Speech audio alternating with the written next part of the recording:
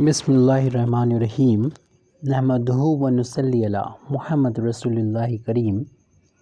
ये problem vector analysis के multiple products chapter से है। Define scalar triple product, give its geometrical interpretation. तो सबसे पहले तो हमें स्केलर ट्रिपल प्रोडक्ट को डिफ़ाइन करना है। जैसे कि हम लोग जानते हैं दो वेक्टर हों ए और बी, इनका जब हम क्रॉस प्रोडक्ट लेते हैं तो दो वेक्टर का क्रॉस प्रोडक्ट एक वेक्टर क्वांटिटी आती है। एक ये क्वांटिटी जो है वेक्टर क्वांटिटी है, और एक वेक्टर और हम सी ले लेते हैं, और सी वेक्टर को अगर हम ए और बी के साथ में डॉट प्रोडक्ट करेंगे तो चूँकि ये एक वेक्टर हो गया, और वेक्टर के साथ में जब डॉट प्रोडक्ट किया जाएगा तो उससे जो क्वांटिटी मिलेगी वो स्केलर होगी। इसी स्केलर क्वांटिटी को स्केलर ट्रिपल प्रोडक्ट बोलते हैं, और इसको लिखने का जो तरीका है वो बिना ब्रैकेट के लिख सकते हैं, ए क्रॉस बी डॉट सी। सभी वेक्टर हैं ए बी सी, लेकिन यहाँ पर किसी कन्फ्यूज़न से बचने के लिए हम इसे ब्रैकेट का यूज़ करते हैं, क्योंकि ब्रैकेट जो है वो पूरे स्ट्रक्चर को डिफ़ाइन कर देता है इसको कि किस तरीके से ये प्रोडक्ट होना है। यानी ए बी का पहले प्रोडक्ट होना है, जैसे क्वांटिटी मिलेगी वेक्टर, और फिर उसके बाद डॉट प्रोडक्ट। क्योंकि वेक्टर का क्रॉस प्रोडक्ट जैसे कि कोई अगर ऐसे देखे तो ये कंसिडर नहीं कर सकते कि वी डॉट सी जो कि एक स्केलर क्वांटिटी है, और स्केलर क्वांटिटी का वेक्टर के साथ में मैं इस वेक्टर क्वांटिटी का स्केलर क्वांटिटी के साथ कोई क्रॉस प्रोडक्ट कोई मीनिंग नहीं है। इसलिए यहाँ पर ब्रैकेट लगाना ज़्यादा बेहतर है, और इसको एक शॉर्ट नोटेशन से भी डिनोट करते हैं, जिसको इसी को लिखा जा सकता है एक स्क्वायर ब्रैकेट में ए बी सी। इस तरीके से बीच में थोड़ा गैप करेंगे, कोई भी साइन इनके बीच में नहीं होता है।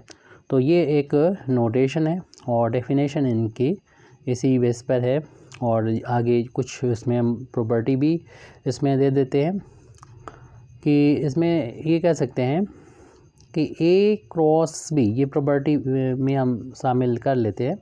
ये पहली प्रॉपर्टी इसको अगर बोल दें कि ए का बी के साथ में क्रॉस प्रोडक्ट हो रहा है, यानी हम स्केलर ट्रिपल प्रोडक्ट यहाँ पर लिख रहे हैं।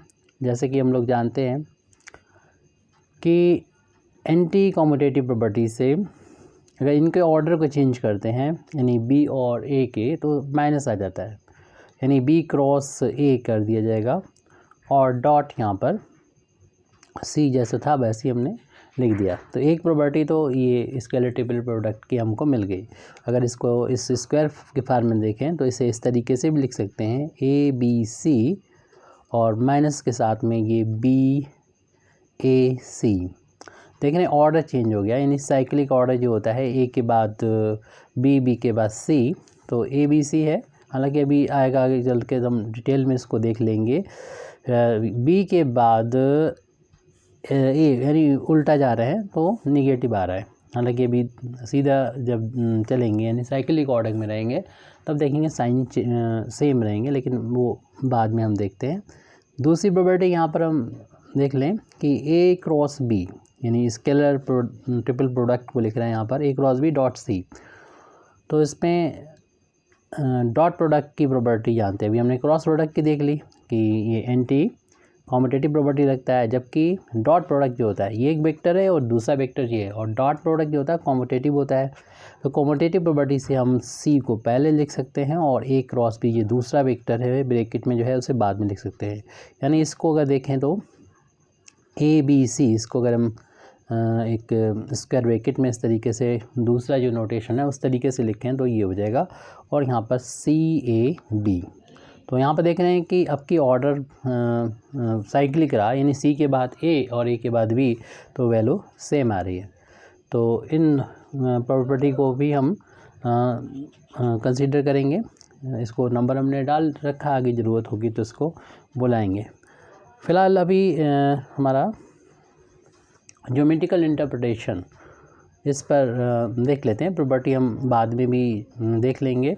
ज्योमेट्रिकल इंटरप्रिटेशन की प्रॉब्लम ज़्यादा हो गई, तो ज्योमेट्रिकल इंटरप्रिटेशन के लिए सबसे पहले तो हमें इस क्वांटिटी के बारे में देखना होगा कि ये क्वांटिटी जो कि A क्रॉस B और डॉट C है, अगर इसका मॉडुलस लें तो ये किसको रिप्रेजेंट करेगी। तो हम अभी देखेंगे ये एक वॉल्यूम ऑफ पैलोपाइप, वॉल्यूम ऑफ पैलोपाइप को डिनोट करेगी, जिसकी तीनों एडजेसेंट्स जो एज होते हैं वो लेंथ में और डायरेक्शन में वेक्टर ABC से डिनोट होंगे। लेकिन ये कैसे, ये तो हम लोग पहले से पढ़ा होगा तो जानते हैं, लेकिन इसको दिखाना है हमको तो किस तरीके से ये आएगा। तो पहले तो हम ले लेते हैं दो वेक्टर जो A और B हैं, और इन A और B के बीच में माना कि इनकी डायरेक्शन, A की डायरेक्शन ये है, B की डायरेक्शन ये, और ये AB दो वेक्टर है और इनके बीच का एंगल ये थीटा है। तो AB का जो क्रॉस प्रोडक्ट आता है यानी A क्रॉस B, ये वैल्यू अगर फाइंड करें तो हम लोग जानते हैं ये A का मॉडुलस आएगा सबसे पहले तो, और फिर B का मॉडुलस होगा, और फिर इनके बीच का एंगल यानी साइन, उसका साइन, और इन दोनों पर जो परपेंडिकुलर यूनिट वेक्टर है वो आता है, यानी जो A पर भी परपेंडिकुलर होता है और B दोनों पे ही परपेंडिकुलर होता है, जिसकी जो डायरेक्शन होती है आपको मालूम है, इसको हम लोग यूजुअली एन कैप से डिनोट करते हैं। यहाँ पर हमारा मॉडुलस लेने का मतलब ये था, इस डायरेक्शन जो कि A क्रॉस B की डायरेक्शन होती है वो एन कैप से डिनोट करते हैं। यहाँ पर ना लेके अगर हम मॉडुलस इसका फाइंड करें A क्रॉस B का, तो हम इतना लिख सकते हैं, और शॉर्ट में A के मॉडुलस को हम A और इस B के मॉडुलस को B साइन थीटा इस तरीके से दिखा सकते हैं। तो A क्रॉस B का जो मॉडुलस होता है उसको हम इतना दिखा सकते हैं। अब इस A cross B dot C को हम फाइंड करें, यानी ये दो वेक्टर हैं और दो वेक्टर का डॉट प्रोडक्ट कितना होता है आपको मालूम है। पहले वेक्टर का मॉडुलस यानी A क्रॉस B का मॉडुलस, इसकी वैल्यू हम पहले ही फाइंड कर चुके हैं यहाँ पर, और फिर उसके बाद दूसरे वाले वेक्टर का मॉडुलस, और फिर इन दोनों के बीच यानी दोनों वेक्टर के बीच का एंगल। तो अभी हमने यहाँ पर एंगल, इन दोनों के बीच का एंगल नहीं लिखा है, यानी ये वेक्टर तो उसकी डायरेक्शन तो ये क्लियर होगी, ये यहाँ पर होगी, और दूसरा वेक्टर हम और ले लेते हैं, माना कि C वेक्टर जो है वो ये यहाँ पर हमने दिखा दिया C, और इनके बीच का एंगल माना कि ये फाई है। तो डॉट प्रोडक्ट की डेफिनेशन से पहले वेक्टर का मॉडुलस, दूसरा वेक्टर का मॉडुलस और इनके बीच का एंगल का जो होगा उसमें कॉस ले लिया जाएगा। तो ये तो इसकी डॉट प्रोडक्ट के बेस पर हमने इसकी वैल्यू फाइंड की है। अब हम A क्रॉस B का मॉडुलस की वैल्यू ऊपर फाइंड कर चुके हैं, यहाँ पर लिख देते हैं, जो कि है AB साइन थीटा, और C के मॉडुलस को सिंपली C भी लिख सकते हैं इनटू ये है कॉस फाई। तो इस तरीके से A cross B modulus C denote कर रहा है इस क्वांटिटी को, यानी AB sine theta into C cos phi को डिनोट कर रहा है। आप इसको चाहे तो इक्वेशन नंबर A डाल दें, और इसी तरीके से हम अब एक ऐसा पैलोपाइप, जैसे शुरू में बोला था हमने, एक ऐसा पैलोपाइप कंसीडर करेंगे जिसकी साइड्स इन वेक्टर ABC से डिनोट होंगी। अगर हम इसी में बनाने की कोशिश करें तो जैसे कि हमने पहले बोला था कि इनकी जो साइड होंगी लेंथ में और डायरेक्शन में इन ABC से डिनोट हैं। तो माना कि हम अभी बनाने की कोशिश करें, अगर बन जाता ठीक से तो हम इसी को ले लेंगे, तो हम दोबारा से बना देंगे दूसरा फिगर। तो ये हो गया एक AB से बनने वाला पैरेललोग्राम, और इसे हम 3D में पहुंचाना चाह रहे हैं। तो इस C के पैरेलल हम इस पॉइंट से एक लाइन ड्रॉ करेंगे। इसी तरीके से हम इस पॉइंट से इस C के पैरेलल एक लाइन ड्रॉ करेंगे तो ऐसे ही होगी थोड़ी सी, ऐसे ही सी के पैरेलल यहाँ से एक लाइन ड्रॉ करेंगे। इन सभी को जब ज्वाइन करेंगे तो एक मिलेगा हमें पैरेलल पाइप्ड मिल जाएगा, पैरेलल पाइप्ड, यानी जो क्यूबाइडल हो उसे आप थोड़ा सा बेस को फिक्स करते हुए ऊपर थोड़ा शिफ्ट करेंगे। तो ये आपके फिज़िक्स में इलास्टिसिटी चैप्टर में पढ़ा होगा, जो सरफेस वाला होता है। या आप एक मोटी सी बुक ले रखें, उसके नीचे वाले कवर को फिक्स करते हुए ऊपर अगर प्रेशर डालते हैं तो वो इस तरीके से मुड़ती है, तो पैरेलल पाइप्ड बनता है। तो पैरेलल पाइप्ड की साइड्स अगर ए बी सी है, यानी लेंथ में भी और डायरेक्शन में भी, तो इसके वॉल्यूम को कैसे फाइंड करेंगे। आपको मालूम है कि वॉल्यूम निकालने का पैरेलल पाइप्ड का, जैसे इसको नाम दे दें, माना ओ से जाने वाले 3 वेक्टर ए बी सी है, और यहाँ पर ओ ए से डिनोट है वेक्टर ए, और ओ बी से डिनोट है वेक्टर बी, और ओ सी से डिनोट है वेक्टर सी। इस तरीके से हमने इसको डिनोट कर दिया है। तो हम ज्योमेट्री से जानते हैं कि इसका जो एरिया होगा, इस ओ ए, इसका नाम नहीं डाला हमने, कुछ डाल देते हैं, डी पॉइंट डाल देते हैं, ओ ए डी बी, यानी जो बेस है इस पैरेलल पाइप्ड का, उसका एरिया फाइंड कर सकते हैं। इसकी जो पैरेललोग्राम की जो साइड्स हैं वो ए और बी से डिनोट है, तो इसका एरिया इनके क्रॉस प्रोडक्ट के मॉडुलस के बराबर होता है, यानी ए बी साइन थीटा होता है। तो हम कह सकते हैं कि इसका जो बेस का एरिया है, area of base of parallelepiped, area of the base is a b sine theta है, और जो एल्टीट्यूड है एंड दी एल्टीट्यूड, और इसी बेस पर एल्टीट्यूड जो हम ड्रा करेंगे, altitude of the parallel piped, इस पैरेलल पाइप का जो एल्टीट्यूड होगा वो आपको मालूम है क्लियरली, ये एंगल जो कि फाई है, और ये एल्टीट्यूड होगा यहाँ पर, और ये एंगल जो कि फाई है, तो एंगल ये भी फाई होगा। ये लेंथ सी है, तो इससे हम कह सकते हैं कि सी कॉस फाई होगा। आप ट्रायंगल अलग से भी बना के इसको दिखा सकते हैं कि ये लेंथ सी है और ये एंगल फाई है, तो आपको मालूम ही है कि ये पाइथागोरस या कॉस का फार्मूला यूज़ करते हुए इसकी वैल्यू को फाइंड कर सकते हैं। ये वैल्यू हो जाएगी सी कॉस फाई हो जाएगी ट्रिग्नोमेट्री का यूज़ करते हुए। तो ये एक्चुअल में इसको घुमा के रखेंगे तो ये डिस्टेंस को डिनोट करता है। तो आप डायरेक्ट लिख देंगे यहाँ पर कि the altitude of parallel piped, इसका पूरा नाम नहीं लिखा हमने पैरेलल पाइप्ड का, सी कॉस फाई है इसकी एल्टीट्यूड। और हम लोग जानते हैं कि जो वॉल्यूम होता है वो किसी भी पैरेलल पाइप का कैसे फाइंड किया जाता है। कोई भी ऐसी चीज़ हो जो नीचे से लेके ऊपर तक एक जैसी हो, मतलब एक ही उसमें मोटाई में जा रही हो, तो उसका वॉल्यूम निकालना हो तो area of base into multiply कर देते हैं एल्टीट्यूड का।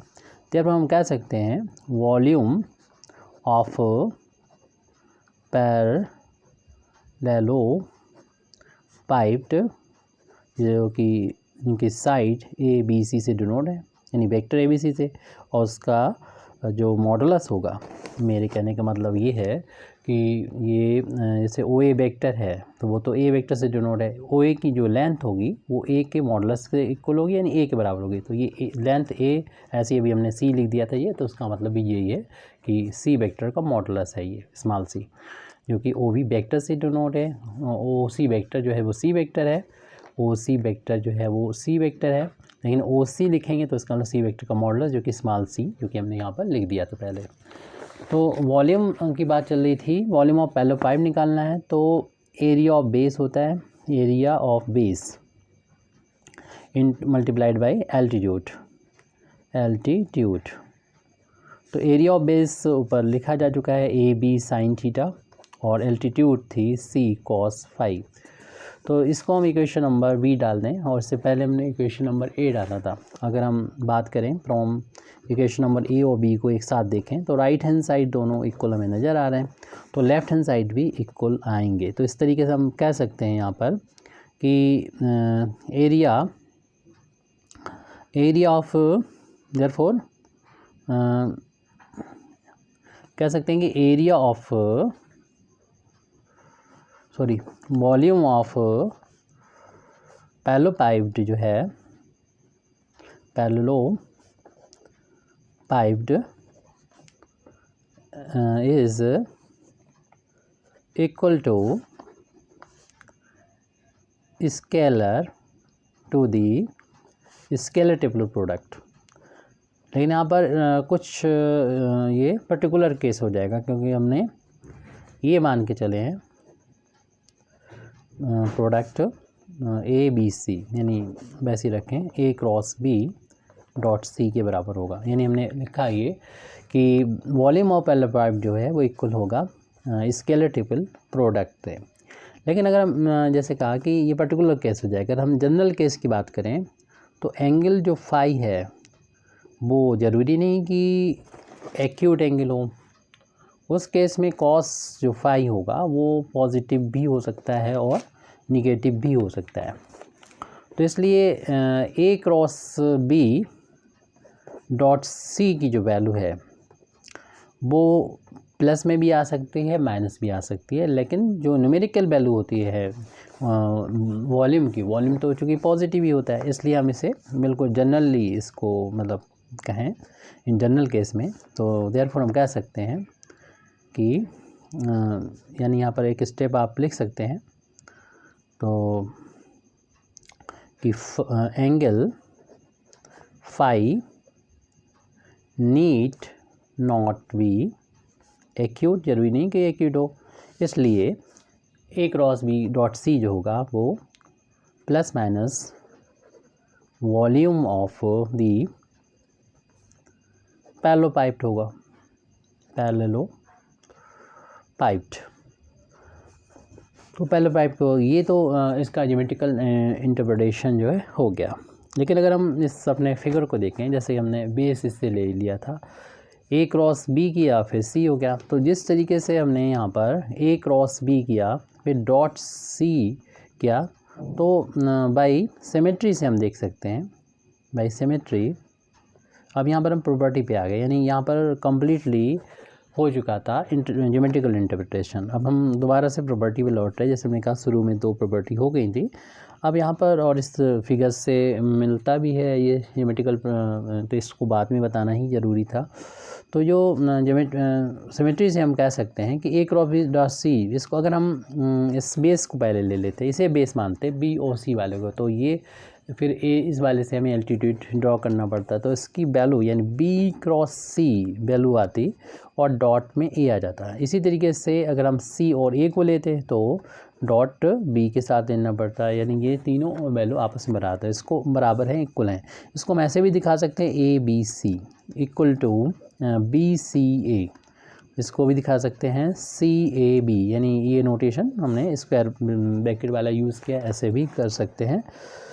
तो ये एक प्रॉपर्टी आ गई है, तो इसे आप चाहें तो क्वेश्चन नंबर सी डाल लें। और इससे पहले जो हम एक दो प्रॉपर्टी दिखा चुके थे तो उनका भी यूज़ किया जा सकता है। देखिए इसमें ये हमें नज़र आ रही है सेकंड जो प्रॉपर्टी थी वो इसको हमने इसके इक्वल देखा था, यानी ऐसे ए बी सी और बी सी ए यानी साइक्लिक ऑर्डर में है। अगर फिगर हमारा यहाँ पर इसका था कि ए के बाद बी, बी के बाद सी आए, कैसी भी, यानी बी के बाद सी आए और सी के बाद ए आए, तो वैल्यू इक्वल ही रहती है इसके, ऐसी ये वैल्यू सी ए बी के इक्वल है। लेकिन और अगर ऑर्डर चेंज किया तो अभी हम लोगों ने इसको देखा था, ए बी सी की वैल्यू की जगह पर बी सी ए, अगर बी ए सी लिख दिया तो फिर माइनस आ जाएगा। इसको हमने कनेक्ट कर दिया, ये प्रॉपर्टी 1 और 2 को यहाँ पर भी, हालांकि ये तो पहले से चली आ रही थी, 2 इसके अंदर ही समाहित थी, तो भी इसमें हमने प्रॉपर्टी 1 को जो शुरू में लिखी थी वो भी इसमें डाल दी है। तो ये इसको इतना भी लिखा जा सकता है। और भी है जो कि हम इसके ऑर्डर को चेंज किया तो ये ऐसे इसको भी ऑर्डर को चेंज कर दें किन्हीं 2 को तो माइनस आ जाएगी, यानी CBA, यानी साइक्लिक ऑर्डर में नहीं है। सी के बाद बी आ रहा, सी के बाद अगर ए आता फिर बी आता तो फिर तो प्लस में होता। तो और इसी तरीके इसमें भी इसका ऑर्डर चेंज करेंगे तो माइनस आ जाएगा, यानी इनको आपस में चेंज कर दें, 2 को चेंज कर दें, यानी सी की जगह पर ए, तो फिर देखें ऑर्डर चेंज हो गया, यानी ए के बाद बी आना चाहिए, सी आ रहा तो इसलिए निगेटिव आ जाएगा। तो ये सभी आपस में बराबर होंगे। अगर ऑर्डर सेम रहा यानी साइक्लिक ऑर्डर में है कि ए के बाद बी, बी के बाद सी और सी के बाद ए है, तब तो ये वैल्यू इक्वल आएंगे। अगर ऑर्डर उल्टा आता है तो न्यूमेरिकल वैल्यू इक्वल होगी लेकिन निगेटिव साइन आ जाएंगे। तो उम्मीद है कि बात क्लियर होगी। Thank you very much Indeed for listening me व आखिर दावाना अल्हम्दुलिल्लाहि रब्बिल आलमीन।